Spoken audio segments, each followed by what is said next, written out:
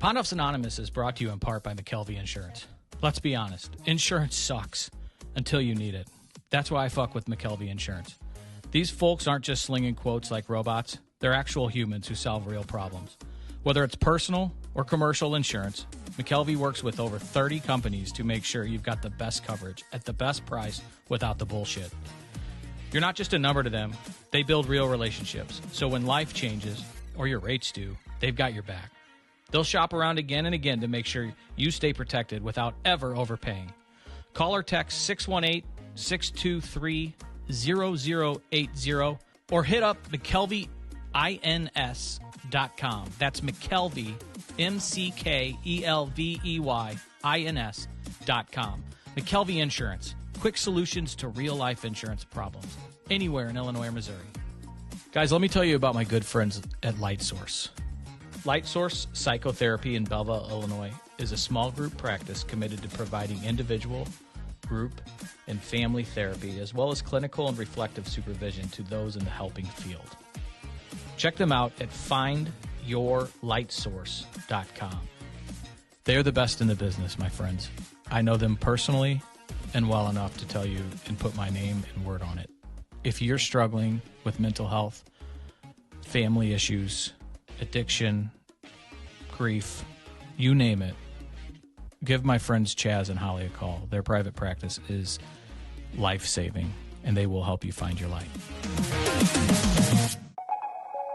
Yeah. I'll react if I had to. Put some things in the past too, and don't let them distract you, but react if you have to. I'll react if I had to. Put some things in the past too, and don't let them distract you, but react if you have to. Yeah. React if you have to, yeah. Don't know the time, yeah. Just know that I'm, yeah, one of a kind, yeah. What's on your mind, yeah. What hard to find, yeah. Beautiful mind, yeah. Still in my prime, yeah. Just know that I'm here. I don't see a countdown, but I think we're live, Jeff. We are live. All right. Pond-Offs Anonymous, one of the episodes in season 2, 30-something? 37, no, I think. We are in 37. Yeah. Episode 37 with, we have a new co-host, intern Zoe. That's what we call her. Intern Zoe. Forever. My wife's intern, so that name will probably always stick. She's a social worker, so she's here to keep us honest and empathetic with human beings. Although Jeff and I don't struggle with that. Jacob sometimes does, but I won't chirp him since he's not on. Right. Yeah. We do have a fourth co-host that just jumps in here too, but he just got married. Oh, congratulations.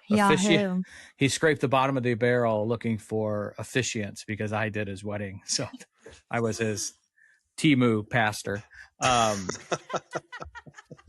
So really excited for tonight because we have Valeen and her sister Tiffany on.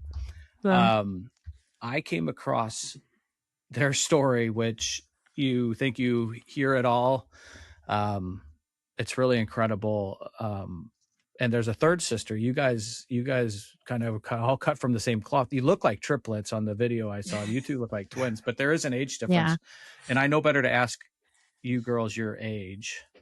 The guy on the amazing podcast show Soft White Underbelly, which I'm a big fan Mark of. Leda. Yeah, he did ask your guys' age, I feel. So feel free to share, but you don't have to. But is there you're not oh my God, twins, Chris, right? are you okay?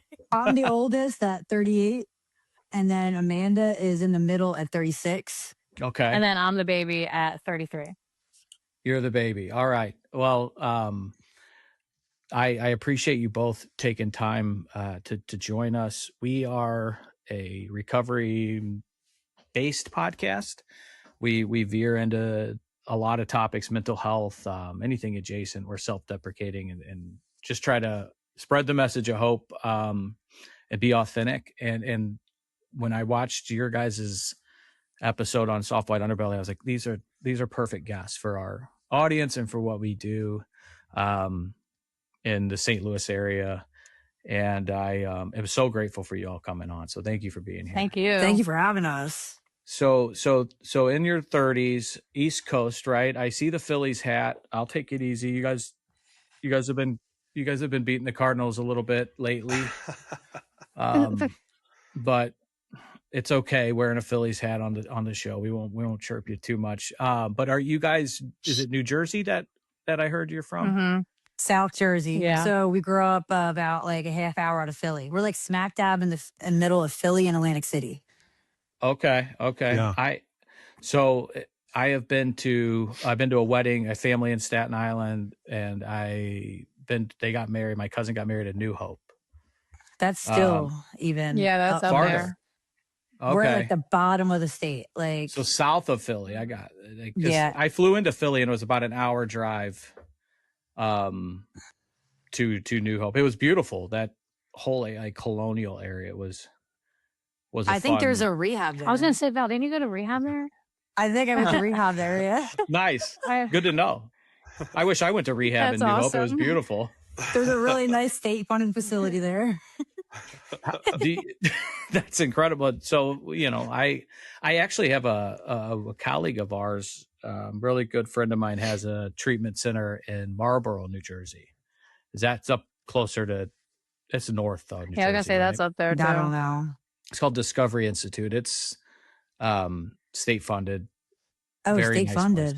Yeah, but it's super quality. They do really good work. I've sent a lot of people. I didn't hit that there. one. Yeah, me neither. Yeah, I didn't get that one when I was there.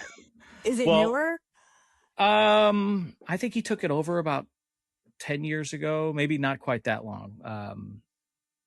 Yeah, I don't even, because he helped open a place in St. Louis called Sauna Lake, which my business partner, the CEO of our treatment center that we normally host out of, is Illinois Recovery Center, just just east of St. Louis. So St. Louis suburb, basically, for those of you on the East Coast. And we're 48 beds inpatient. So Nick helped start Sauna Lake, but he took over and is the CEO of Discovery. He does a lot of good work up there. We've sent people up there.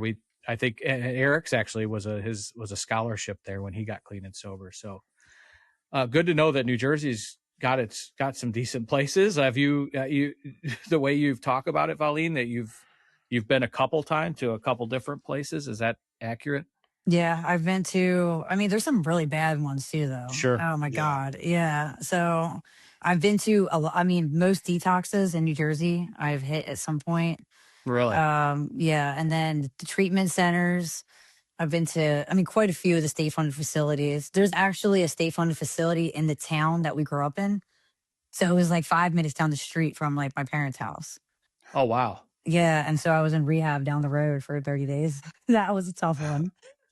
Yeah, a little close to home, or and most of the people who come there are showing up in shackles. Oh, wow. Because it's state funded, so a lot of people are like required to hit that on their way out. And also from Ancora, it's a mental institution, like near. Oh, I don't know. It's like a half hour away, so that's also their final stop. So I have some very interesting stories from that treatment center. State funded facilities is like the wild west of treatment centers. You know, it really is. It's so wild in there. It's so wild. So we're private. We're super aggressive on anybody that's on. You know, a lot of times when we get to treatment, we've burned all of our fucking bridges. We have no insurance. Our parents or loved ones are done paying for us. So it's either figure out a payment plan at a private treatment center or go to state funded. And we have a decent relationship with the state funded treatment center near us. The problem is, as you mentioned this earlier, Valeen, is you get a lot of folks that are court ordered. That's not necessarily their bottom. That they're not so. And I think you both know would probably testify to this. If you're there because somebody's making you go and not because you want to fucking be there, no, it's not gonna work. It's a waste of time almost. Yeah.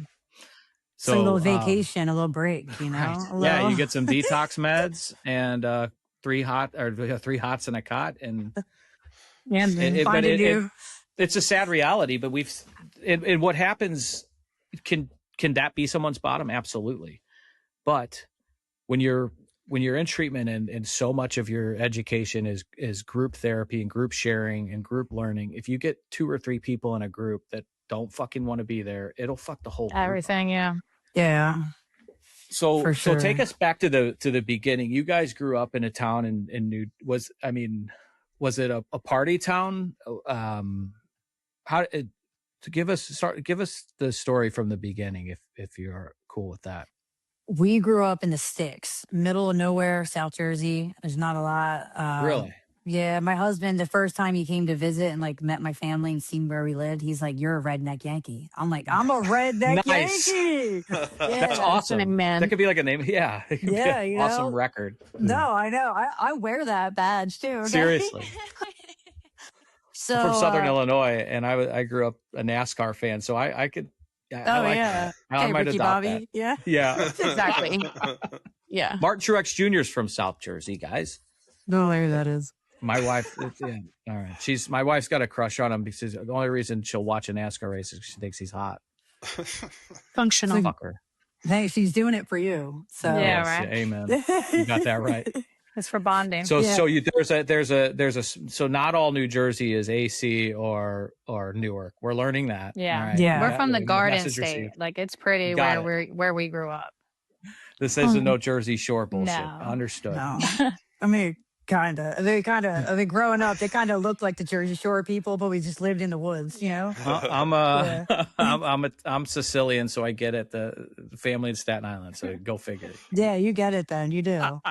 So, yeah, middle of nowhere, South Jersey, small town, you know, like a lot of, and growing up, very normal childhood. My Yeah. dad coached all of our sports. Yeah. We all played softball, basketball. I was actually my mom- really good at softball. Yeah. Whoa. Really? Yeah. So Nice. you were. So what did you whoop your sister's ass in sports? Yeah, and I was also like the bigger Awesome. one. Like they were my older sisters, but I grew up like big boned, I like to say. I was All right. alpha. You know?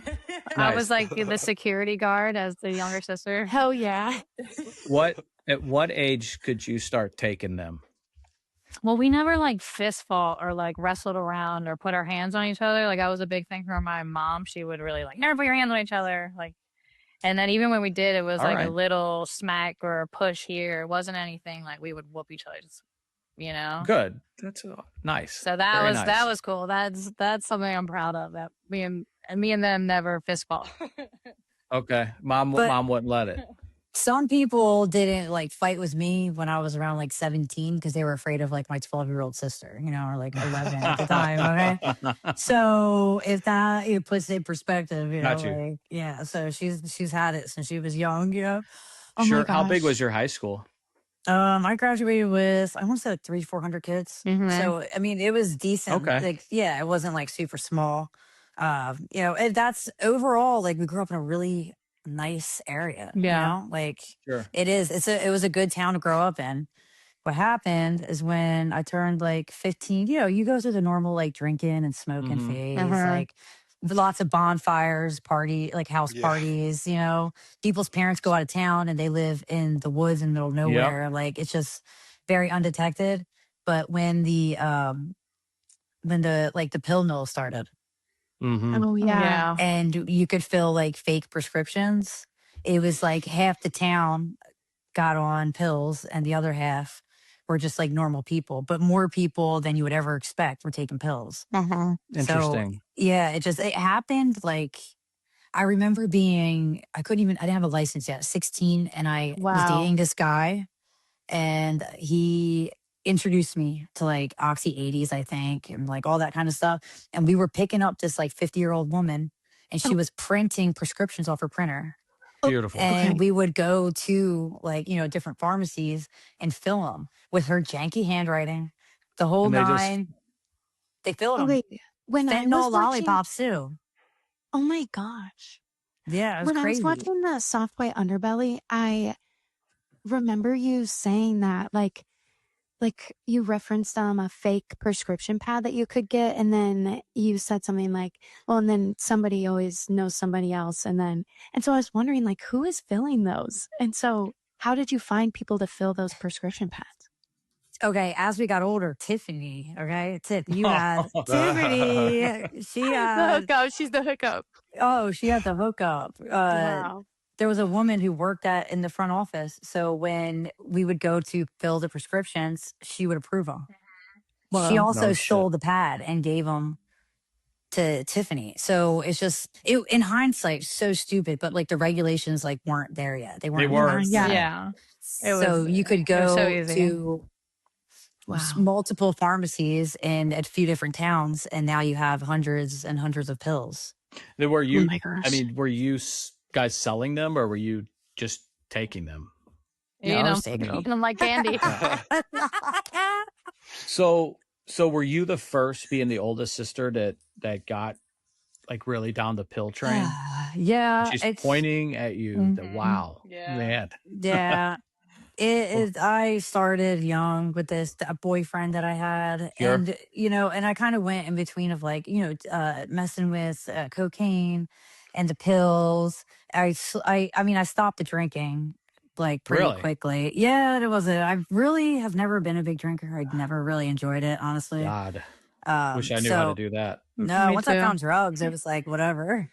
Yeah, I was like, I think I played hockey my whole life, and my first real bad knee injury when I was 15, I got prescribed Oxy, and I fucking hated it because but I was already probably addicted to alcohol, because I mean, I was drinking Captain Morgan like I was a 30-year-old, basically on the rocks. So when I would drink that and then take those pills, it would fuck me up. Yeah. And I probably, as you know, and I didn't love it. So I'm like, I don't want these anymore. I'll stick to the Tylenol. Thank God. I think I would be dead. I say that often if I was an opioid addict, especially with the fentanyl going around now. But when do you feel that you were, I mean, how quickly were you hooked on it? Would you think, if you look back, were you addicted to opioids? And I Yeah. have both you guys. Pretty fast I was. My boyfriend was like rationing them out to me. Like he would give them to me, daily. And This is high school. Yeah, this is in high school.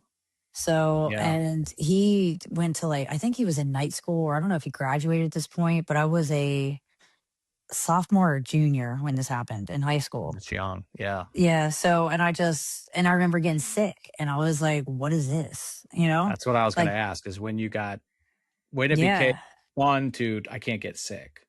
I didn't know that was going to happen. No, right. I had no clue. And then he just one day he wanted to stop taking pills, I guess. In hindsight, I guess that's what he wanted. He ghosted me. He just never talked to me again. Beautiful. Older guy, I take it. He was like a year or two older than me. Oh, not too much. Yeah. So no, he just to this day I'm 38 years old. I have not talked to him again. We dated for like 9 months, I think. Oh my god. So yeah. Interesting. Right? Oh my gosh. So you were, I'm just aging. So 16, you said, and that you're 11, Tiffany, 12 at that time. Well, yeah, she's like 5.5 years older than me. So okay, so you're still middle school. No, I'm probably still younger than that because she was 16. I was probably like sixth grade. I wasn't a math major. I was probably in sixth grade, going to seventh. Like I remember taking care of all of her and her friends and because I didn't take I would smoke and just smoke weed, and then that was fine, for a little while. And then I remember when I think I was about to turn 15, and I took my first Perk 30. I took half of one, and we smoked, and I remember I threw up in my front yard, and I was like, yeah, I need to do that every day forever. It's usually a deterrent. Yeah. For non-addicts, that's their body saying, nah. No, that first one, I remember just taking it, and the way that I felt, I just felt like, oh my God, I finally feel part of, I finally feel in my body. It was like that, that warm blanket of just I can do anything. I can talk to anyone. Let's do this. Did you know that your older sisters were using? Well, so at the time when Valeen was taking pills with the boyfriend, I had no idea. I was a little kid, she'd come home and I was just excited that she was there, and then I'd try to be up her ass, But I didn't see anything weird. I was just so naive. Yeah. And so by the time you took your first one, you're in your early 20s. Is that your dog? What is that? That's what I was wondering. Oh yeah, I can't really hear him because my headphones, but yeah. That's okay. I love dogs. Because I thought it was something that Did you think it was Kim? Yes, my dog. Her name is Kimberly. I forgot. I can't keep. That's okay. funny. Continue. Hold on. Let me. You're good. We're a dog friendly show. Well, and Valeen, I saw your face, and I was like, okay, so someone else hears it. So we're still not saying anything about it. It's still okay. If we're gonna hear the dog, we got to put the dog on the show. I love dogs. So what kind of dog do you have? You want to see her? Hold on. Of course. No, I told you we go down rabbit holes. I had a feeling it was her dog, so I was like, how does she not hear him right now? Do you guys are you guys still living on the East Coast? Oh my God, get out of here. Oh, I can't. Oh, sweet. It's It's a Mushu. little What's boy girl? Girl. What's her name? Mushu. Mushu. She was a stray. So that's your niece. She was a stray that almost gives me a mental breakdown at least like 6 times a year. I'm on TV. How old is she? I want to say she was like 3 almost. It's a baby still. Whoa. Now, Valeen, you don't seem like a proud aunt of Mushu. Damn, my face gave it away. Not my that much. Mushu. Yeah, dude. I know she's doing that like disgusted. Do you guys still live in Jersey? No, we're in Texas. I had to get out of there. Oh, okay. Yeah. All right. Both of you. Yeah, she lives about 20 minutes from me. Mm-hmm. Okay. That's and what about the middle sister? California. Okay. Oh. Yeah. What So part I she's gotta in- ask? She's in Orange County. Oh, all right. It's so beautiful Yes. out there. It's so beautiful. SoCal. My wife's from Orange County, and when she left, she's a big fucking dork. I love her to death, but she's a big fucking dork. And when she left for St. Louis, her friends were like, "Yeah, you're kind of a Midwest girl at heart," and that was not a compliment. By dork, he means like gentle and sweet and kind. She is an angel, but like she's never. I think she's maybe smoked 2 cigs in her life. Oh my God. What a She- square. Right. She's never done a drug. God bless her. I know, right? I lived 8 out of 9 lives myself. So that's cool. You guys are in Texas together. What part of Texas? Central. The hill country outside of San Antonio. Okay. All right. Oh. So you guys like the sticks. Yeah. Yeah. I mean, I'm not a city girl. I am not a city girl. I hate traffic. Parallel park, I'll never do it. Oh Nope. boy. No, she'll never do Yeah. it. Never let her. No. Ashley shaves us in St. Louis if we complain about parking traffic. She's like, this is not traffic. Get the fuck out of here. Yeah. But New Jersey, you still can't even pump your own gas though. I still get For that real? mess. No, No. you can't. No, I did It's that. illegal. I did that for a living as a job. You did? Mhm. At Wawa. I've heard of Okay. those. Yeah. So is it such a bad thing? Why does it only happen in New Jersey? I think there's one other state in the Okay. that it's a law that you can't pump your own gas. Yeah, I don't know. I like it when it's That'd be cold kinda outside. nice. Yeah. Somebody's getting paid. So you don't that's get to pump your own gas when you. No, I don't you have can't. to. Wow. No. Interesting. Okay. I think Do you, Anthony do you get Soprano. tips?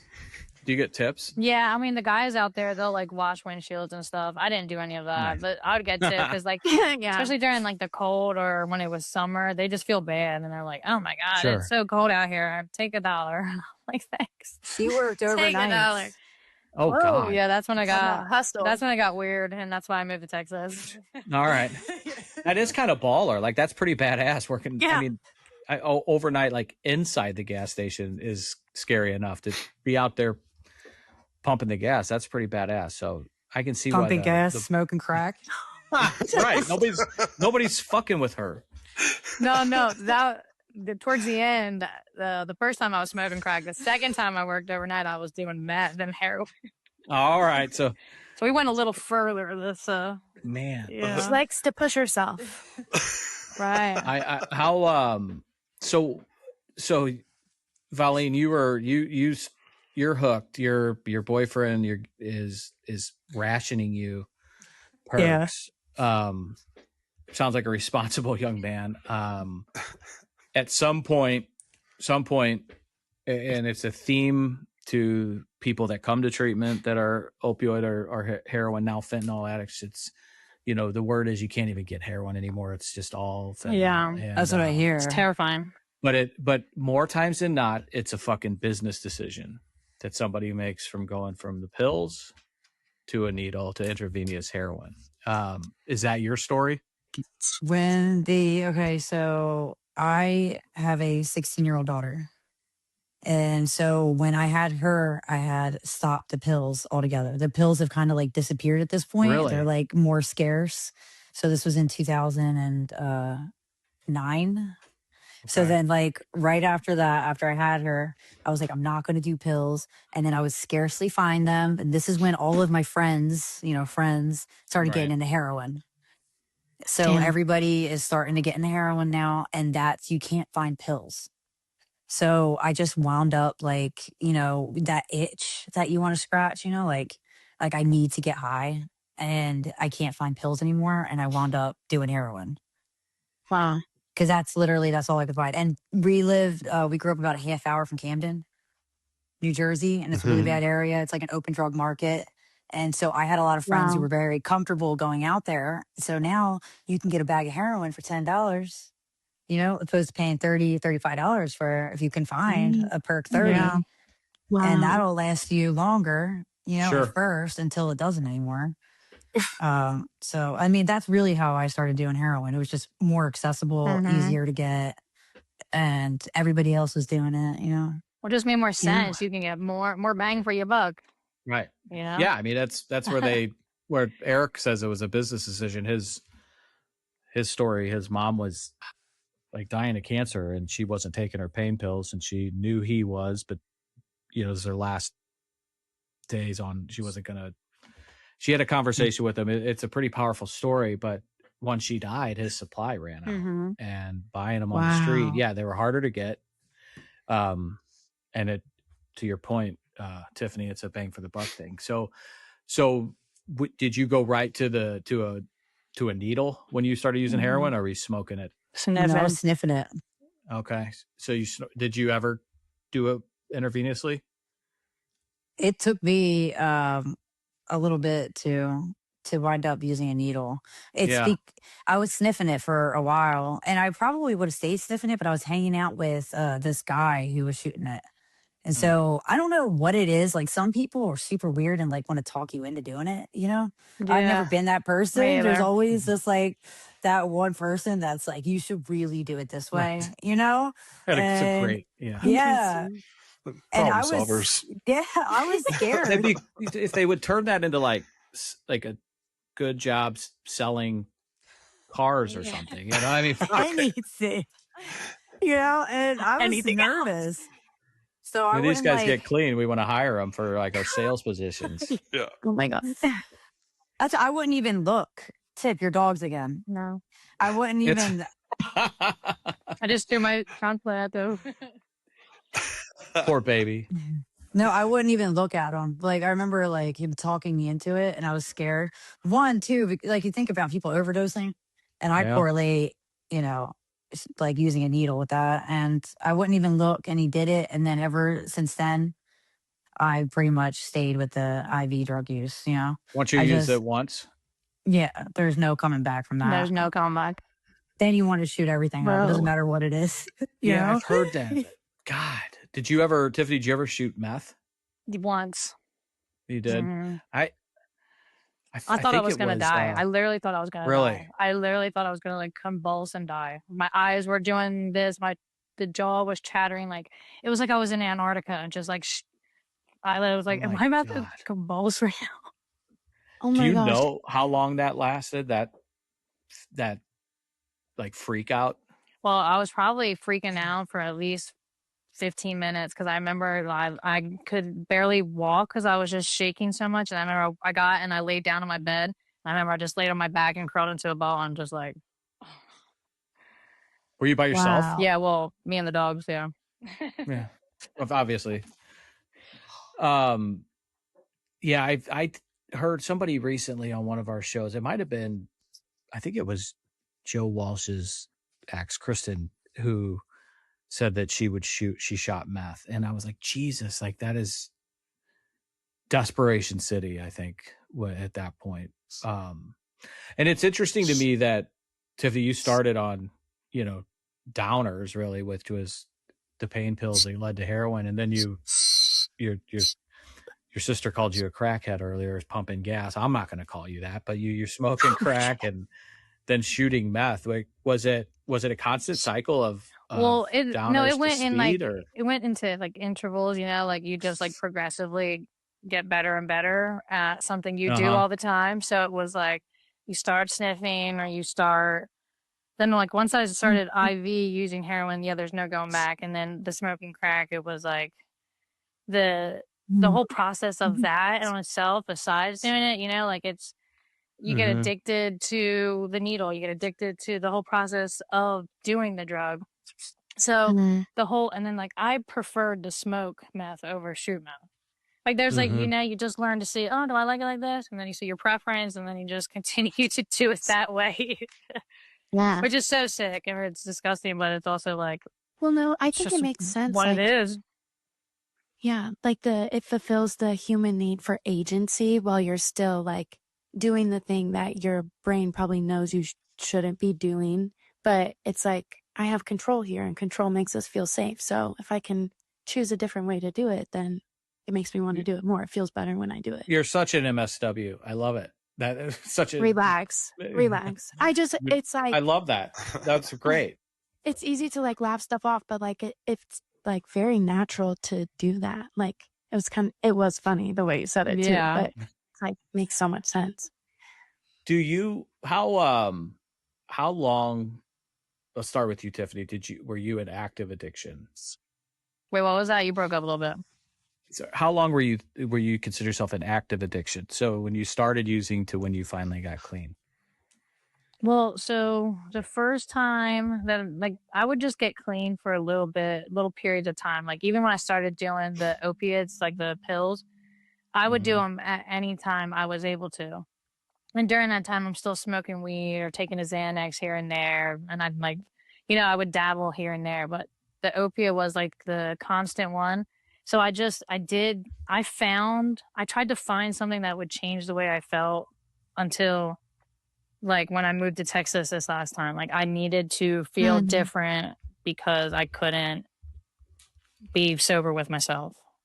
Really? Like you guys talked earlier about you had sounds like a pretty good childhood, right? I mean, like I hear you saying like, what are you self-medicating from? Like what was your trauma story? Because the way you described that first. Well, it's because I was bullied when I was young, and I was always like I had weight issues. I had body dysmorphia. I literally just like I was a kid who it just hated herself, and I found humor. Humor was like having my wit and being clever. And then I tried sports, and I was really good at sports, but I was still like a bigger kid. I was taller than all the boys. I just had that self-conscious, I body dysmorphia. And then it just, once I did the pills, it was like, I felt.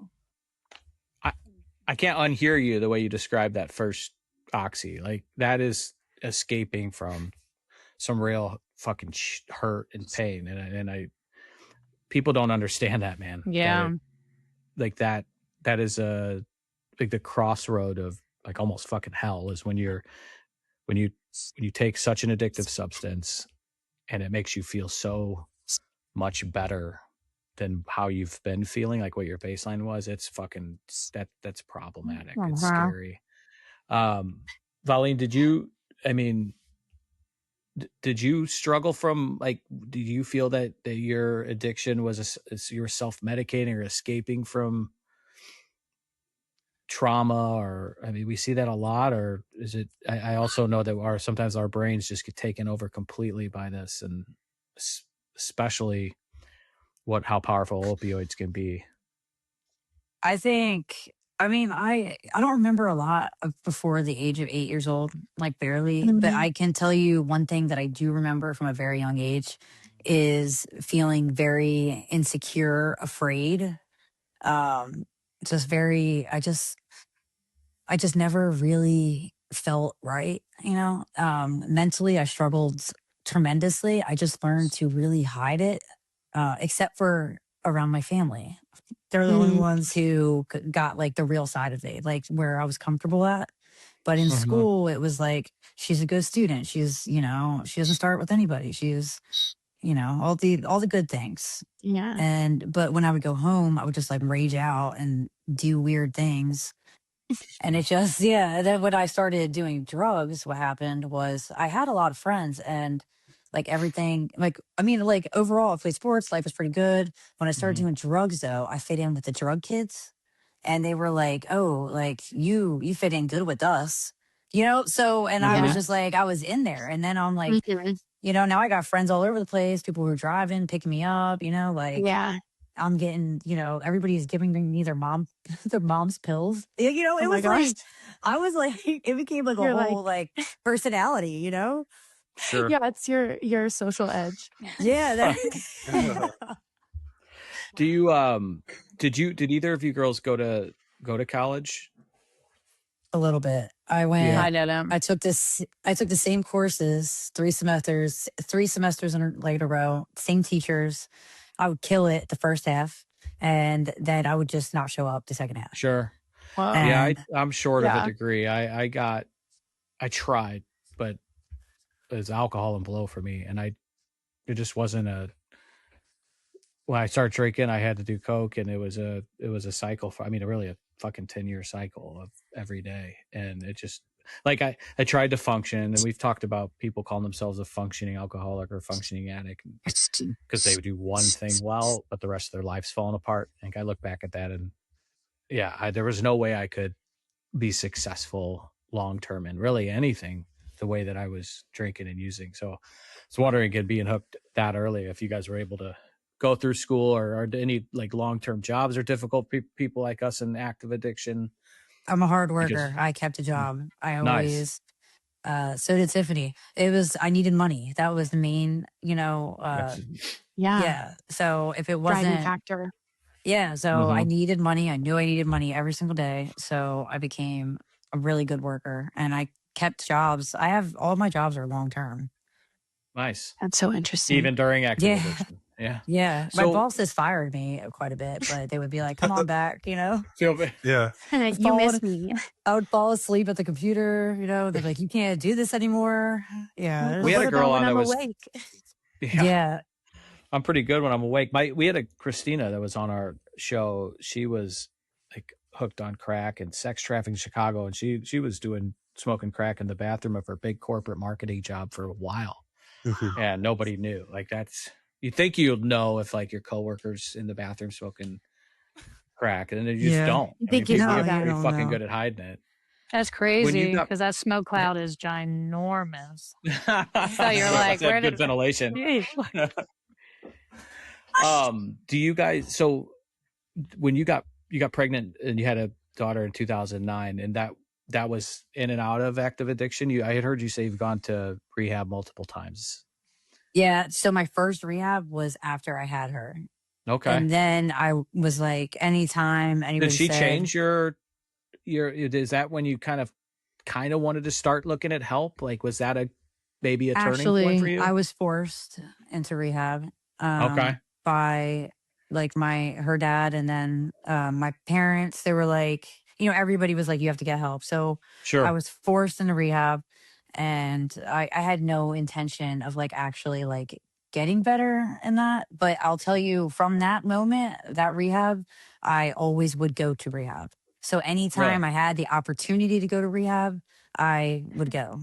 Like, I mean, that's why I have been so many times, is because I never said no to rehab, or I would call and get on waiting lists all the time because I always like wanted to get better, but I just like didn't want to like go through the process of actually getting better. Yeah. Does that make sense? Yeah, absolutely. Yes. Yeah.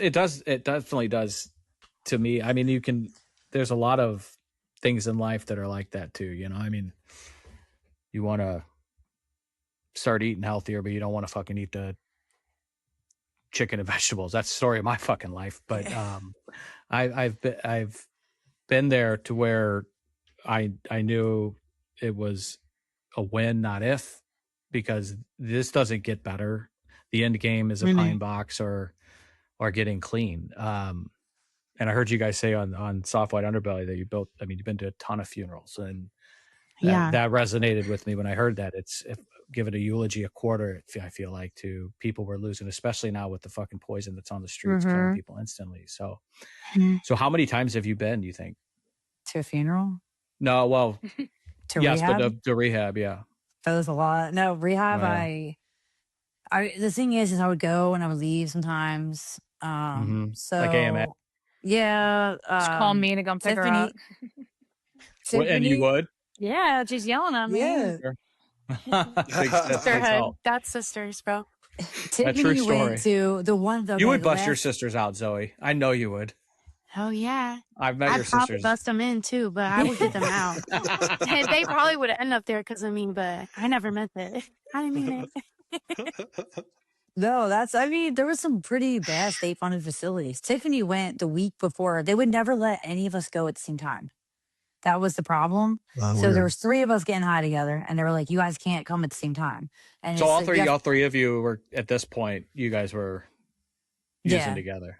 Yeah, it got really bad the last 3 years, but me and Tiffany have consistently always like done drugs together and got mad at each other because I didn't like that she smoked crack. And, nice judgmental. I got called a judgmental addict too because I was like, all I did was whiskey and Coke. I didn't do no fucking crack. And this girl was like, okay, Judgy McJudgerson. Like, and now you're doing it, Valeen. Sorry, Tiffany. No, I didn't have time for it. We had so many problems as it was, and I'm like, I just didn't like the people that Tiffany was hanging around with. Oh yeah, but the crackheads. Go figure. Not my crowd. Well, also too, you think like you hang around crackheads, like they're exhausting, like they're just like constantly like, oh yeah, stop talking. See, I was the opposite. I didn't talk a bunch, but I also like don't touch me. Like I just wanted to like be alone in a cocoon and just smoke crack. She's just a girl. Yeah. So you, Tiffany, Valeen, and your sister Amanda were all using at the same time, right? Mm-hmm. Yes. And do you have any other siblings? We have a brother. We have a brother. Was he using or was he clean? No, yeah, he wasn't using with us. Yeah. But he lived with his mom. So this was all going on at my mom and dad's house. And we shared that. Got you. Okay. Got you. Yeah. I was just gathering some information. Yeah. Are your parents still around? Yeah. Still together. Still married too. That's awesome. Wow. Good for you guys. They made it to the storm. That was crazy. Oh my gosh. I would say storms. Yeah, it was crazy. Hurricanes. Hurricane. Okay. Yeah. Sandy, right? That was the one that took out Chris Christie was out there. I remember your old governor during hurricanes. Wasn't it Sandy? Mm-hmm. Yeah. Oh, I was like trying to follow him. Like, who are we? Staten Island I thought her name was got Amanda. hit pretty good. No. Sorry. So how old was your daughter when you made this stick? Like actually stick. So when you go ahead.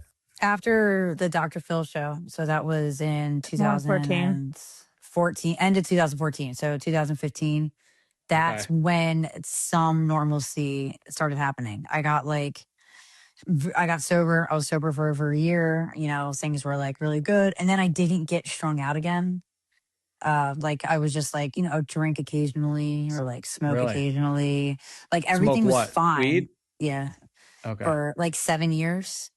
And then 4 years ago, so I decided to go on a meth bender, and I did. Yeah, that was crazy. So I was like shooting methamphetamines for like 6 months, and it was absolutely the worst experience. 10 out of 10, do not recommend doing that. So my daughter had like the show notes. Yeah. Oh my God. Yeah. But my daughter had some normalcy, like from me. Like she got like normal mom, and then I just went batshit insane and went to rehab. What happened? Again. It was right around COVID. I was working a lot, and how did it start? It started with Adderall. Bingo. So yeah. So and I've never been in uppers, like I said, like right. This is the first I'm hearing. people, So it happened so fast. I can't even explain to you. I was a kitchen manager at the time. I was managing a restaurant, and some of my kitchen guys had Adderall. Started taking Adderall, and then the Adderall went away, and then I started smoking meth. It's fucking legal meth, man. It really is. And then I started shooting meth. But the craziest part for me is that, so my daughter had normal mom, and then I was psychotic, but nobody could tell me that I was acting crazy because I genuinely believed that I was not as insane as everybody was telling me I was. Your reality was your reality. It was, and I stood in that, and I'm not that kind of person. Like, the whole time when I was on heroin, I knew I had a problem, and everybody could be like, you need help. And I'd be like, I know. But this time I was like, nah, you guys are all wrong. Leave me the hell alone. Interesting. And so it's scarier. Like, it was terrifying. Cheers, Craven. Because that's interesting. I really relate to that as someone with like a form of bipolar. Like, that's what I feel like when somebody says how I'm acting. And I'm like, who are you talking about? I'm not me. I get that feeling. That's interesting. Yeah, that was so terrible. And then from that point on now, so it's been 4 years. Mm-hmm. And so now she's got like super normal mom. Like, this is the best I've ever been in my whole entire life. I mean, congratulations. Like, you've kicked two of the hardest addictions. I sometimes don't want to rate them, but there's no fucking joke getting off of a heroin addiction. And then like meth, there's not even a super scientific treatment program for meth. It's like, it starts with something pharmaceutical, whatever the fuck's in 5-Ants or Adderall, and then all kinds of chemicals, and it just completely can fuck your brain up so bad. Like, when we get people and there's, insurance pain in the ass, there's not a real good detox, medical detox for meth. And maybe you got a good, I don't know, did you go back to rehab for meth? Yeah, I had to go back. I actually, when we went on the Dr. Phil show, they sent me to a treatment center in Texas. And that was 2014. You said when you guys, it was all three of you? 2014. Yeah, all three of us. And so I called that same treatment center back, and I had no insurance, anything. But I was like, come on, guys, take me back, please. And I begged them for like 5 days, and then they let me come back to that. It's a very good treatment center. But I had vertigo really bad. And that, since doing meth, I had a lot more like mental issues. Like, I can't even explain. I mean, I think I've always struggled mentally. Like, very depressive episodes, very, and then I like kill it for like a little bit, and it never evened out. But after meth, I was having panic attacks. I was getting these dizzy spells. Yeah. I still get the dizzy spells, and I can't get rid of them. As I think it's like I've like threw something off in my brain. That's the only way I can describe it. You think it's part of the, like, where the vertigo, I mean, because that vertigo is, I mean, you're dizzy as fuck when you. Yeah. How long does that last? The first time I had it was 2 weeks. Holy shit! I thought you were. I thought I was going crazy. And what did you do? I went to the doctor, and then they were like, "There's nothing we can do." So then I made Tiffany take me to another doctor. And then she told me, "You are her ride or die, Tiffany." I appreciate that. That's awesome. Yeah, Tiffany stuck by me through all of this, and she was like my man, like my handler. She had to stay like 20 feet away from me, but yeah, she ended up ride or die. So Tiffany, when did you? So you guys did Dr. Phil. Did you go to that treatment center? No, I went to, after Dr. Phil, they sent me to California, and then I lived out there for like a year, and then I went back in New Jersey, and then that's when I did well for a little while. I was doing the, just marijuana maintenance in Jersey, and then I started working overnights, and then I got weird, and then when I moved to Texas is when the last time that I did heroin was 7.5 years ago. Mm-hmm. How did it become the last time? I don't know, honestly. It just kind of happened. Like I knew, because even before, like before I moved to Texas, I wasn't IV using again. I was just sniffing it. So I like in my brain, it like made sense. Like, oh, it's not as bad because I'm just sniffing it, Sure. So then we justify this shit all day long, man. You know, so then when I moved to Mm-hmm. Texas, I actually went to treatment. I did well for a little while, and then I had like a really sick breakup, and you know, I just couldn't handle it. And it just by chance someone had what I needed that always worked for me. So then I did it, and I remember I shot up that one time, and I literally was this close. I thought I was gonna die, and I was just we just what am lost I her. We doing? just lost her. And then I would. I know just, exactly in where she's Texas, at. So I didn't want to get her shoot back, anymore, 'cause I so wanna I hear would this. do it monkey I don't know water. how to So get you her. get Do you know how to get a her? I baby don't. medicine She's thing, still there, and you kinda. just shoot it in your mouth or in your Well, nose. I can bring her right And it back was to really where she disgusting. was. But then my Valeen, dog snitched on have me, you and then ever Valeen showed up at my overdosed? job and was like, "Hey, you're going back to sober Surprisingly, living," legit falling and out? then I No. just never did heroin God again. Surprisingly, bless. no. Yeah. I know, it's kind of crazy. I It was don't actually understand how I crazy. didn't. Right. I mean, it defies the odds, just as long as you were Never. using. Yeah, and I was an IV drug addict for, Am I still Right. in it? at least a decade, on and Sure. off in between rehabs. But yeah, Yeah, I mean, the odds are would say that you've probably fallen out multiple times in that time, and people that use that long. honestly, some may say that I've been pretty close, because Sure. Fancy yet. yeah, some may say, but This because is good shit. I would turn super pale and my lips would turn blue and I would fall over, but I could hear everybody. Hey, Tiffany. Oh, my You made it back. back. I know. I don't. You guys are still frozen on mine, but Oh, I'm not making a weird face out. oh, Me either. we definitely all are. So when you got pale, and did people smack you and shit, or? Yeah, they were concerned, very concerned. I had a really good friend who always drove because I didn't have a license or anything going on. I Did you shouldn't. lose your license, or did? Yeah, I had warrants out that I refused to pay. So Sure. I didn't, there's no way I was getting, I had driving on an expired license. I couldn't get it renewed. And then I got driving on suspended. I had all these driving on not supposed to be driving tickets, Got it. So it took me, I didn't have a license for 7 years, I think. They give people cars back that have multiple DUIs before they do driving on suspended and revoked, because it's a harder paperwork process. I really believe that. Fucking. I believe that too. They want you to pay all the money. Literally that. Do you guys not have something better to be doing? Oh my God. When I moved to Texas, I was a year sober and I wanted to buy a car, and New Jersey wanted to put me in jail for 3 months. Oh my God. And I was like, no, I've been driving without a license for 7 years. I'll keep doing it. And I argued Show you with them. motherfuckers. Yeah. Stick it to the man. Stick it to the man. I'll go to jail, Texas, and then I'll go back to New Jersey. Not the first time, not the last. But it worked out. I just had to pay a lot of money to get Sure. it. Yeah, they usually write the Hate check that. and Yeah, money Yeah. talks. they'll figure out a way. So Tiffany, before you went out, you were talking about your last time using an IV or a needle, and Oh, and then that's where you got cut up. Oh, Yeah. so I started doing it that way, and then I remember I had a fresh pack of needles, and then my dog snitched on me and spread all of it around the house. And then Valeen shows up at my job and was like, "Hey, you're going back to sober living." And I looked at her and was like, "Okay." And I said, and then I looked at the owner of the sober living. And I said, "Can I bring my dog?" And she said yes. And I said, "All right." Oh, Really? I love She that. didn't fight it at Sober all. living. Yeah. She did So, not fight it at all. Did It you, was so did you weird. withdraw?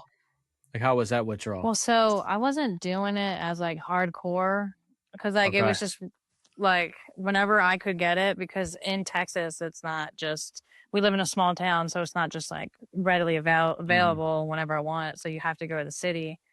So it was in New Jersey I was full addiction in the hood every day, and then when you kind of wiggle out of it in a new state, you kind of scary, you're driving around the city and you're just this is foreign territory. yeah, I'm not as tough as I used to Fucking be. cowboys Yeah, everywhere. as tough I Oh used my to be. God. Can I tell it's my first time? different types of gangs down there. Did Yeah. you how many times have you gone through cold turkey withdrawal on heroin? So my last rehab, they tried to make me do cold turkey, and I literally Nice. was I called Fuck Valeen off. and was like, "Where did you send me? This is No I shit. didn't know. I didn't know. God. That's horrible. Oh, I so I had bad. no idea that was gonna happen. Tiffany's gonna be telling this story, and you guys are like in the same nursing home in your 80s. Right. That bitch sent me. Don't give her Try to make drugs. me. Kill me. They gave me Librium. Isn't that what they gave me? Well, no. So they were trying to give me trazodone, and I was like, "What?" I take trazodone now to sleep. It's not You know, going I'm to like, help no. you withdraw. So I made them. It was like 4 a.m, and I remember I was like, "You better call the doctor." And she was like, "No, we can't." I was like, "You better call that doctor and tell him to give me Librium," because I was like still super New Jersey when I moved here, and I was like, just like I wasn't going away from this lady. So then she called, and I was like, "Tell him to give me Librium," and she was like, "How do you know about that?" And I was like, "They gave it to me in jail." And then they gave me Librium, and I was like, "Oh, thank God." Literally alpha. I Wow. now with so you, how long have you been clean and sober, Tiffany? So off of heroin for 7.5 years, and then I stopped drinking a little over 10 months ago. Oh, congrats! Good So for you. I've been off everything for years, but then the drinking has been the last a little over 10 months. Good for you. Yeah, that's that can, I'll tell you this, in St. Louis, it's like the home of Anheuser-Busch, and it's the Midwest, and people, and I would say the same about Texas. People like their alcohol. Oh yeah, I would lose that. We opened IRC, Illinois Recovery Center, in June of 23, so we got about 2.5 years open, and 75% of our admits have been alcohol related. I would have lost a bet with the opioid epidemic, but you can walk into any fucking gas station and get your drug of choice, and it's so easy. So I was surprised by that, but then when you peel back the onion, it's not super surprised. But so good for you. I mean, I'm thank you. Glad to hear that. And the reason I ask is, have you guys, when you were using opioids and heroin, was it just heroin then, or did the fentanyl make it across yet? Fentanyl was around, but we had China. It wasn't like the tar. So it was like mixed with fentanyl. That's why so many people have died. Our friends have died is because you get a fentanyl bag, like too much in there. So that's been like that for a long time, but now it's way in everything. Like, it's literally in everything. So I will tell you this. So many people that come in, they'll on admission say, "I'm here for alcohol. I've done a little coke, smoked weed, but I'm here for alcohol." They're all fucking testing positive for fentanyl and xylazine, which is that's scary. crazy. Yeah, it's fucking in everything. And kids, you have a teenage daughter. I have a 12-year-old son, and there's kids. Jeff's got a 4-year-old. Zoe's got a couple different kids running out there somewhere. I'm kidding. Zoe's they got the same name. It's 19 years old. So these kids now will try to get Adderall from their buddies to study for a high school test, and it's fucking laced with fentanyl, and they're dying of overdoses. It's absolutely terrifying. And that's why I say, I mean, if I even you guys would probably say the same thing. Like if it was all fentanyl now, I don't know if any of us would be talking right now. If it was back, because I'm 42, so high school, same kind of era. And pills were easy to get. It was never my thing, but it was mostly whiskey then and good weed, and then started doing coke at senior year. But even that's all fucking mixed with fentanyl. So, there's girls at bars dropping like flies for wanting to just do a key bump to, I'm not advocating it. It's okay to do coke. I'm just saying that should be a death sentence. No, you just don't know what's in anything anymore. Fentanyl is literally everything. Can't experiment. You're right. The kids can't even. There's no experimenting anymore. That's a great point. And the xylazine scares the heck out of me. Yeah, that is crazy. Can you tell me more? Why? I'm foreign to this. People, so it's so weird, like in New Jersey, and then you look up Kensington. Philly's like right over the bridge. I've been out to Kensington before. People are losing I was going to ask you. They get wounds from if you miss with the trank, and it eats your skin away. Oh my goodness. And like the muscle, and then it gets infected. And I mean, I have gone down this rabbit hole so many times. It just freaks me out so bad that this is a thing. Wow. Kensington, and it's just horse tranquilizer. Yeah. Oh my gosh. Kensington, it's like a zombie land. It's like a totally different. It's so sad. It's weird to even look. It looks like videos. an apocalypse, a zombie apocalypse, Literally. and it's literally happening right now. If you went there, it's crazy. It's a street in Philly, Zoe. Wow. And I have friends Don't that book a plane ticket. you know, no, hell no, don't go there. And I have friends who are like, you know, got sober like 6 months ago. Finally, like, thank God, I'm so happy for them. And they ran some other friends, and they're out in Kensington. Damn. Just, you know, living out there on the streets, and it's crime. The cops don't do anything about it. It's actually terrifying. No, Wow. I don't. I mean, it's like it's a literally what you would expect somebody to write a zombie horror film. And I was gonna, when you guys were talking about the Philly thing, I was gonna ask you if you've ever been, or have you ever used there? Only like once or twice, if I can remember, and it was just like a one-off because the National Guard showed up in Camden, and Everybody's got this story. They kind of shut the city down for a little bit. I mean, I remember pulling up to Camden. I think it was me and Amanda, and they were cops. Like it was just like National Guard cops, whatever. Locked arm in arm. They stood like this on all the corners. There was like 15 to 20 of them. And they just stood there and they just stared. Why were they? Was it for the drug epidemic that the National Guard came in? Oh, Camden is like an open drug market. So like you can pull in and there's boys on the corner yelling like what they have. So it's like, and you know, and then you find out where are the good sets, where are the bad sets. And, you know, SWAT would go out there and they try to shut it down. There's a lot of shootings. So, you know, just like territories, you know, it was just a bunch of like kids from outside of white kids outside of the city all come in to buy drugs.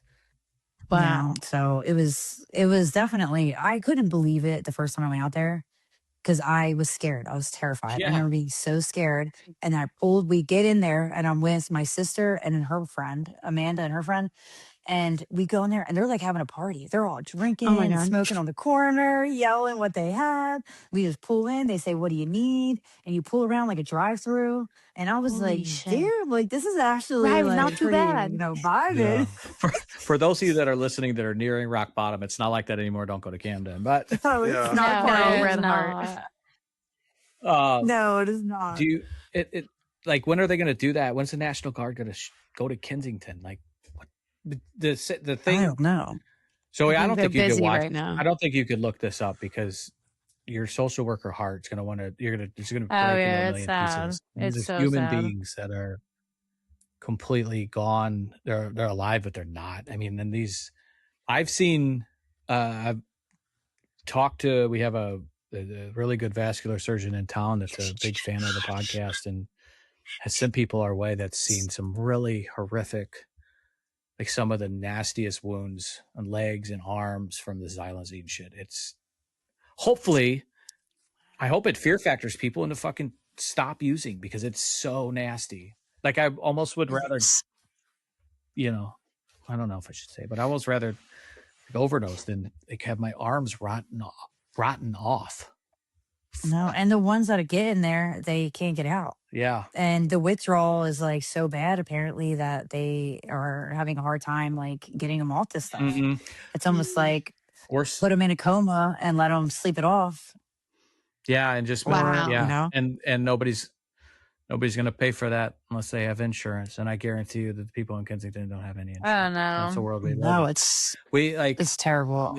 Now when hardcore fentanyl users come in to treatment, they know to the fucking hour and to the dose of Suboxone that they need so they don't get put into precipitated withdrawal.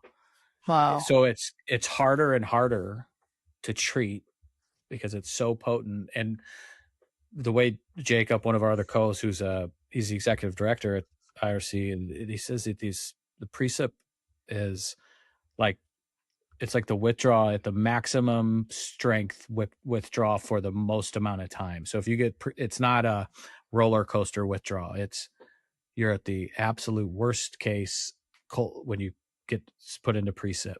And that's what's like, so to your point about xylazine and when they're coming in, they will go back out and use, and then try to time when they come in and get their Suboxone, so they don't. I mean, experts. So they, like what you were saying earlier, like give me some Librium. You knew what the fuck works because this is your first time using, not your first time withdrawing. And people want to argue with you. I mean, it's wild. I mean, I've been there. They tried to give me Visceral one time, but coincidentally, I don't know why. I still don't understand this one to this day. You're gonna be like, "Why did you do this?" Were you part of eating the Benadryl, Tiffany, or was that just me? No, I was taking Benadryl too. Yeah. Okay, so like you guys are the reason nobody can buy it on the shelves now. It was a whole era. The heroin wasn't enough, so we were taking Benadryl on top of it. And I still don't understand that one to this day. Yeah, I still couldn't explain it to you. But I went to rehab, and before they could give me the Suboxone, they were like, so I didn't go into like the early withdrawals. They were trying to give me Visceral, and I'm like, this isn't working. What is this? And they're like, it's just like Benadryl. It should make you tired. I was like, I eat Benadryl by the handful, and they're like, what? You missed me with that shit. Damn. I was like, I need more than this, you know? You should have told me. No, literally. God. I did wind up leaving. Yeah, I did wind up leaving. So that one. Do you girls do it? Do you guys work any program? And I don't just mean necessarily AANA, but what do you guys do now to be in active recovery? Tiffany, I'll start. Or go ahead. Oh, go ahead, Tiffany. Who's gone? Steffi, go. Oh, so what helps me the most is like I go to the gym, so staying active, a body in motion stays in motion. Yeah. I try to just like I went real big on like the positivity and like law of attraction and manifesting and like that kind of stuff. So just being nice to myself, saying nice things to myself. I am my thoughts. Yeah. I just do that kind of stuff, and then I went even further. Like, okay, I can only control my actions, my behaviors, my reactions, like I just started. I've heard that prayer before. Yeah. Like, and then, I mean, I took everything that I learned from AA and I still use it in my life. I'm sure. Cause it did help me learn to live, but also like deal with things off of drugs. So I still do that, but I just, I think what's big for me is like, there's humor in everything. And I just constantly just stay grateful. An attitude of gratitude always. I love that. Yeah. So I went that way. Like I don't practice a program of AA, but I do still take what is needed for me and where it comes out. I'm very grateful for, but I just to eat the fish, not the bones, right? Yeah. So take what works for you, and get that. You know what works for you. I love to hear that, and I heard Zoe being a cheerleader for you on the like self-love, because that sounds fucking easy or cliche. It's so hard. I mean, and when you were talking about and it's weird. It's weird at first too, when you like literally just constantly put yourself down and constantly talking yourself down, because I'm just riddled with anxiety and just everything, freaking out over little things, but just like everything. So then it was like, okay, I got to switch my narrative internally, because I'm sick of being sad and feeling crazy and manic. And I mean, I still have my times where I nap or I sleep too much. I'm a little depressive, but it's nowhere nearly as it used to be, so. Hills and valleys instead of fucking like dropping off a cliff. Grand Canyon, Yeah. And to stereotype, I think in a positive, but you women are so fucking hard on yourselves. I'm sure fucking douchebags like me the cause of it. I was going to say, I think most people are hard on women. We'll just put it out there. But keep going. I hear my wife fucking, motherfucks herself about the way she looks every day. She's body image dysmorphia. Like girls are so hard on themselves, and so is the rest of the world. I get that. So like, to flip that narrative internally it's not an easy thing to do. And I'm sure you worked hard at it, and I'm so happy for you. But what I hear you telling people listening is how fucking worth it is. Yeah. That's the truth too. You're changing the lies, man. I think that's really powerful. Thanks for sharing. How was getting off alcohol? Was it just a conscious decision to say, No, man, it why? was to the point where I was drinking like little bits and I would black out. So like my body and my Okay. brain knew that that's where we were going. So then I would drink way less Sure. alcohol and I was blacking out. And then the last incident I had, I flashed my tits and tried to fight my sister. And I was like, yeah, I should probably stop drinking. All right. Fair. Should probably stop. I know a lot of girls from This sister, me. Nice. But like that's why sisters are important. seen them Because before. you would You hate to said. do that in front of anybody else, you know. Well, was it in front of anybody else? Because It was in front of like that might be all the Yeah, problem. there was a lot of It was people. so many people there. There's so many Yeah. people. There's a lot of girls from Belleville that Where we're from, could hear this and say, yeah, maybe I should stop drinking.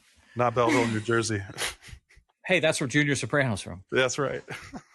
Cocksucker Belleville. Jeff said that like a long time ago, didn't you? No, I don't Maybe. think so. So that was, and then you just said the next day I'm done. Yeah, I woke up the next day and was like, I didn't remember anything. And then I watched my security footage back and I was like, Oh boy, it's on your security. Yeah, footage. like when I got home and I was like, No. oh, I look fine. You know, everything's fine. And then I called my sister next day because I didn't have my phone, vape, or wallet. So I called my sister when I got to work and she was like, dude, what the fuck? And I was like, oh my God, how bad was it? She was like, are you serious? I was like, Val, how bad? She was like, probably your worst one. And I was like, no. Oh, that's gut punch. Yeah. So I stopped drinking, but it was very weird. When I stopped drinking, it was because like it's a social thing. Like in my town, like all you can do is like really go drinking and eat food. So it was like, So you said go to the rodeo. yeah, it was like hard to find people to do stuff that want to like hang out and just like, hey, do you want to go in nature or Yeah. You Yeah. Like what know? else are you supposed to say? or like for crap, yeah, it man? was kind of weird too. Like I'd go to lunch with someone and like, do you care if I have a drink? And I'm like, actually, now that you asked me, like, do I care?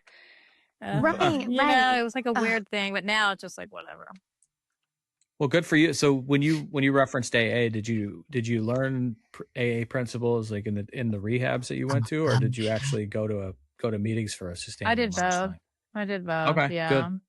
So each time I You know, I went know to people- rehab, I got a little bit, but the last one I Sure. went to, like they preached the message so well that I was like, oh, it makes sense. Right. Was NA not available, or did you just like AA better? I didn't like NA, and it was only because like I went to one meeting and they told me that I would do Sure. a step. It was either like a step a month or a step. It was like where I was like, oh my God, that's such a long time to go through this work. Yeah, that sounds. I need to. I need I'm relief. impulsive. I need relief. Right. Let's do them all right now. Fuck it. So- I wouldn't be here if I. Yeah. I don't have that kind of patience. Yeah, that's self-control. What the fuck are you talking about? But Yeah. I know a lot of alcoholics that go to NA because they found the right meaning, and what people that would call themselves addicts, like drug addicts, too. And most of your stories have been more drugs than alcohol that find comfort in AA.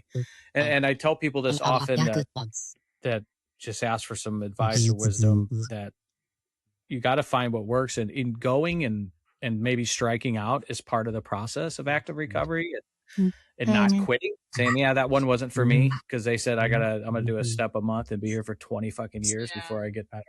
Go try something else. But that to me is active recovery. How about you, Valeen? Are you working a program? Have you worked a program? When I got out of rehab this last time, the treatment center I went to, it's the same one the last 2 times I went. Yeah, They're like really what you would call big book thumpers. sure, you know? sure. I know. So yeah, I mean, like, people just came to mind right now. yeah. I love them all, but fuck. Yeah, it was. And so I was doing AA for about can you hear me? Yeah. Oh, there Yeah, you you're go. good. Okay. I was doing AA for about a year out of the last treatment. And then I kind of I'm real big on therapy. And Amen. therapy's changed my life. Yeah. Okay. always Therapy, I screaming. wish that I would have gotten to therapy sooner. Hell yeah, read it. Because it is what I have needed all along. Like I had all this stuff floating around in my head and I had where to put it. and I've done a lot of really terrible things, and a lot of terrible things have happened to me, and I have a lot of weird thoughts because I'm just like, all over the place. And it's the freedom to just tell somebody, and she legally can't tell anybody. Oh shit, right? I was like, yeah. So I was like, hell yeah. Which is going to keep your secrets. Yeah. Oh yeah, she can't tell a soul. So unless I'm armed to myself or others, So it's like Ashley's a therapist and she has fucking crazy boundaries. I'm like, how the fuck do you have such good boundaries? I don't get it. She's Don't like, tell oh me my God. and sure. Right. Amen. and that's since being in therapy, I have pretty decent boundaries. Everything has changed. My whole life has changed Really? Wow. since being in therapy. And then I did a TMS therapy. What's that? Which sounds a little woo-woo, but works. it's like a magnet. It's transcranial And magnetic stimulation. Okay. Did somebody thank you, talk about that Tiffany. recently, Jeff? Yeah, that sounds so familiar to me, and I don't remember who But did. it worked? Or you like it?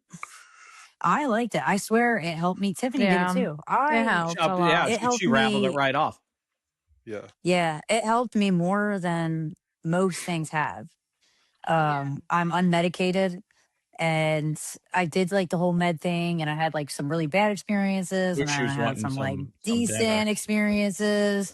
And I know you hear. I do. She was I hear- panting. Did you? All right. That wasn't just me. That's not Mushu. That's Chloe, right? Who's Tiff? You can hear the difference in the see? dogs. Oh, there. Yeah, That's Chloe. yeah. I knew which dog. That's Pooch. Oh my gosh, I love that. She has 3. Oh, Yeah, no, but therapy is where it's at. Therapy changed my life, and You found a good therapist going to the gym after Yeah. this last time. Yeah, well, I was like, I had CPS. After this last relapse, so they forced me to go to counseling, and I had to see this counselor, and he was real big in CBT therapy, Mhm. Yeah. which I was. When I tell you, I was unwell, panic attacks, negative as anything. I couldn't hear anything, and I would go in there and talk to him. And he was also a male, so I would like hold back a little bit when I told him things because yeah. And he would just turn everything I said into something positive, and I was just wanting to be like, What are you shut doing? the fuck up, you Yeah. know? Peter And Positive. I seen him, and I seen him for like 7 months. And by the end of it, I was like, I see what you just did there, you know? Yes. Like Hell it yeah. made sense. And then I went and seen another therapist. She was a nun. Tiff, control your dog. She's talking. You're hungry. I went and seen this therapist. She was a nun, and she was really cool. Okay. Or Okay. she used to be a nun, but like the vibe wasn't there completely. Yeah. You All right. know? Yeah. So then Only I got imagine. another therapist, and she's been 17 years sober. Wow. Oh, nice. She worked in treatment. She just got me. Yeah. That's all. Yeah. So it took a few people Yeah, to but you find the kept one that like At it, right? Like that. I know so many people like, I tried therapy and fucking that bitch didn't know what she was talking about. I'm like, okay, asshole. Like, Yeah, you know it all. You gotta keep going. Mm-hmm. yeah. Shit's going well in No. your life to know everything. Keep trying. Yeah. Yeah. Project your And that's- insecurities. Right. With the gym too. I go to the gym like at least 3 to 4 times a Oh, week. nice. I gotta get Um, better about. It is. Tiffany made me start going to the gym, and it saved between gym and therapy. It's what I needed to like just mostly stay here. You know, I still have some where I get like super low, but they're not as bad as they used to. Yeah, sure. How often are you guys like doing this and telling your story? This is Tiffany's never talked I about never anything. really talked about anything. Oh my since. gosh. Tiffany, I'm on. Oh, you've been on Dr. Phil. Like, Yeah, but if you Yeah. watch that episode, It was kinda I didn't really traumatizing. talk much. She don't say nothing. I don't remember that shit. She's- I was there. I was fresh out of jail, super high, just Oh, like, okay, I'm Got here. Do you like? Well, I mean, we do in a lot. Like at IRC, we'll have a guest speaker once a week on Friday nights for clients. I'm a fucking Jesus guy. I'm not like a Bible Belt fuck, but I'm a Jesus was I my believe sponsor. in God. Okay. Cool. Oh, yeah. You know, Jesus I'm a freak. I'm a believer. believer. you know, Gotta be at this point. Shit. Yeah. I bang my wife doggy style. I love Jesus. Like same Oh, shit. You know, I could do the same thing. You know, fuck it. Spare Sorry. us, please. Sorry. Get that on a t-shirt. You know what the fuck? That's But like, pretty good. so we're actually in 2 nights opening a recovery community that is like a church for people that wouldn't go to church. And it's really for personal stories. So people can come up that are part of this that have like experienced, I think, the miracle of like active recovery, because it's so much better. It's such a better life. And I don't know about you guys, but I never thought that was a thing. No, Like, I didn't know how people live like this. Normal. I didn't. Fucking weirdos, right? Like, what are you doing? Like, even Ashley, like, I thought I would at least be insane forever. Like I would always be just like chaotic and just, I never thought I could be kind of normal. That's a gut punch. Like because people, they think that they'll never get better, and it gets better. And I will, man. And so like telling stories each time that I'm invited to speak, it's pretty therapeutic, and I will promise you, the more you guys do this, and I know it sounds fucking dramatic, but I always say if there's one person that helps, it's worth it, right? You guys, your story, going out, being brave and being vulnerable is going to help a lot of people, and especially fucking women. Like when we see women get to treatment, it's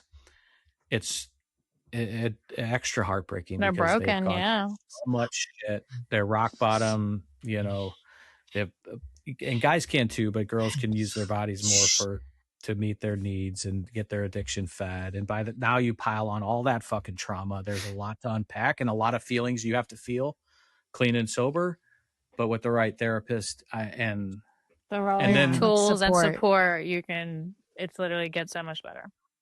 So you guys are fucking ballers, man. You're warriors. Hell and yeah. Thank you. I can't tell you how grateful I am that you both came on. And I just encourage you to keep from the top of a mountain sharing your story, because you're gonna save and impact a ton of lives. How are things going? Before I know I gotta ask, like, you guys, how's family life now? Mom and dad, they're still in Jersey, did you say? I've been waiting to talk about your parents. I will say, I love when you guys talk about your family on the soft white underbelly one. I'm like, hell yeah, that's the key. That's the key.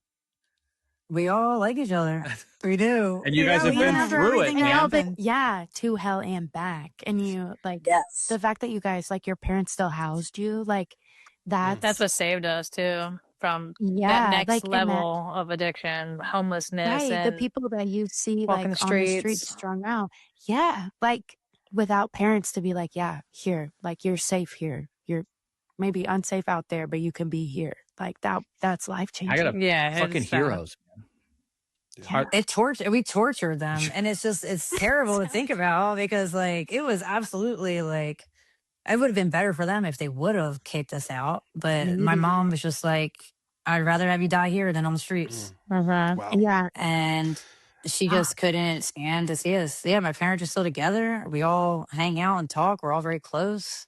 Oh my gosh. My dad knows things about his daughters that no father should have to know. He's a hero, man. That's heroic. I thank God every day that I have one boy, because y'all are pain in the ass, man. When you grow up, yeah, it's easy to start, but yeah, we were like a gang. You know? It was just terrible. Yeah, but they're living their best lives. Health is good and doing well. Doing well. Not my dad bought a Harley. Nice. Yeah, he rides. I can't wait till I'm old enough to buy a Harley. They got another dog. Valeen, are you not a dog person? I have 3. Okay. My dog's just better than. I knew you were going to say that. I knew you were going to chirp her. No, she's not even at her house where her dogs are. So, damn. I'm talking about my house. I'm at my mother-in-law's. Okay. Because. So my dogs are wild. Married, kids. Basically married. Okay. We've been engaged for 9 years. Yeah. We bought a house together. That's married. I have a 9-year-old with him. Okay. And congrats. he is like the nicest, best guy in the whole entire world. Love that. You deserve that. That's good. Yeah, he deals with me. He deals with Tiffany. He deals with everything. Amanda, I take it. Yeah. Yeah, and then. Yeah, and Tiffany's only 20 minutes from me. That's awesome. Yeah. Love that. Awesome. And Tiffany's just you and the pups, huh? Me and the dog gang. I bought a house last year. Awesome. Congrats. While on probation for DWI. All right. She does it all. You know, so God, you don't do anything the easy way. No, it's so dramatic. I'm a Pisces also, so that makes it so much worse. Got you. Thanks for throwing that in at the end. It hurts. Well, don't be. I mean, I want to circle back with you guys in a couple months and stay in touch. We appreciate. Where are you guys doing anything on social media with in recovery, or because you really should? You both have a knack for it, and you can shed a lot of light on this thing. And no pressure, but anytime you want to come on here or go on in, I mean, I'd pursue. If you ever want to start your own podcast, let us know. We might throw you on our network. Oh, Amanda was sad. Amanda was sad that she missed this. So Yeah. We'll have to, all right, we'll get her on next time. Yeah. Yeah. And I don't know what I'm doing with social media. I just finally got the courage to start talking about it. Literally. Well, good for you. Me too. You guys Winging really, it at this point. you're I like mean it. very relatable, like personable. Like you guys can do a really good job with this for sure. Oh, Thank thank you. you. Yeah. We needed Yeah, and we you- needed and you- that. There's a lot of people. you let me know. I got these all day. I could keep them going. Bro. I'll give you my number. You could call me. I'm your cheerleader. All right. Sounds good. Well, we appreciate you girls so much, and congratulations on Joy, man. Like people take it for granted. I remember, like, even the day I checked into rehab, I never thought that joy was possible Ever. without drugs and alcohol. And now, like, I mean, I'm not like the guy that's going to go have a picnic in the fucking park or go to the art museum. But if Ash wanted me to do that, I wouldn't be like, I gotta get a fucking bottle of whiskey to even go to the park. Like, I can look at a sunset and be like, yeah, that's pretty. Fuck, that gives me some dopamine. But that normal shit makes me happy now. Like that comes back, and drugs and alcohol makes us think that shit's never going to do anything for us unless we're high. And it's so much bullshit. It's a fucking myth. It's the enemy. And you guys are living proof of that, man. You guys have been through more shit than I bet anybody has any fucking idea. Fuck, you've been to Kensington. That's all you got to say. Right? Camden was worse back in the day. Zoe's going to go Google Kensington and then I actually Call me did crying an after this. economic development assessment on the Philadelphia MSA. And so this is really good information I wish I had a Sure. few months ago, but I actually do know it that much So- about Philadelphia. last question. Is it Geno's or Pat's? Who's got the better cheese? Neither. The sports? No, cheese sticks. So that's a I tourist like thing? I like pads. Yeah. Which one's the one on the right? They're the across right. each other. Isn't pads? Yeah. Which Yeah. one's on this side? I think you're left or right. I can't see you. Right. I think that's Pabs. Okay. Then I think it's Pat's. If I had to pick one. But you don't. Why you dogging cheesesteaks? Is it? I love I love cheesesteaks. so you just don't. cheesesteaks. Those are But just the we're- overrated ones. Is that Where what do I you're We're gonna saying? South go? Jersey, so we go to a pizza shop and then they make a cheesesteak and it's slamming. All right. Well, Well, I'll not take- that you ever have a reason to come to St. Louis, but if you do, we'll get you some Phillies tickets, and we got some restaurants here. Jeff, did you say Good pizza. well, one of you works in hospitality Yeah. or was having problem with toast? Yeah. Oh, I bartend the on Saturdays, but Zoe. I do accounts payable for a hospitality. Yeah, and I group. do. Oh, okay. Tiffany I bartend bartends. and serve, so I use toast literally 5 to 6 days. a week. Nice. Well, fuck, that's a whole nother podcast. I can be around. I celebrity bartended at the small tavern in Belleville before. Spilled some Rumplemans on me and almost relapsed. But Yeah, right. Literally. yeah, so we have some family restaurants here in the St. Louis area, and it's all on toast. So I didn't realize there was a big fucking software glitch today. I'm going to be hearing about that. Yeah. Tell me you've never been in the service industry. Right. I've never heard of toast. So Used to. Well, if you come to St. Louis, we got some restaurants for you guys, and you'll have a good time. So Yeah, we'll have to make it a trip sometime soon. yeah, for Yep. sure. I would honestly love Me that. too. I It's would actually also pretty love it. fun. Yeah, we'll have you up. You guys could come speak at this Jesus Freak church. Oh my I'm starting. gosh. Hell yeah. It's always on the launch team. I'm a believer. Yeah. My girl. I'm a believer.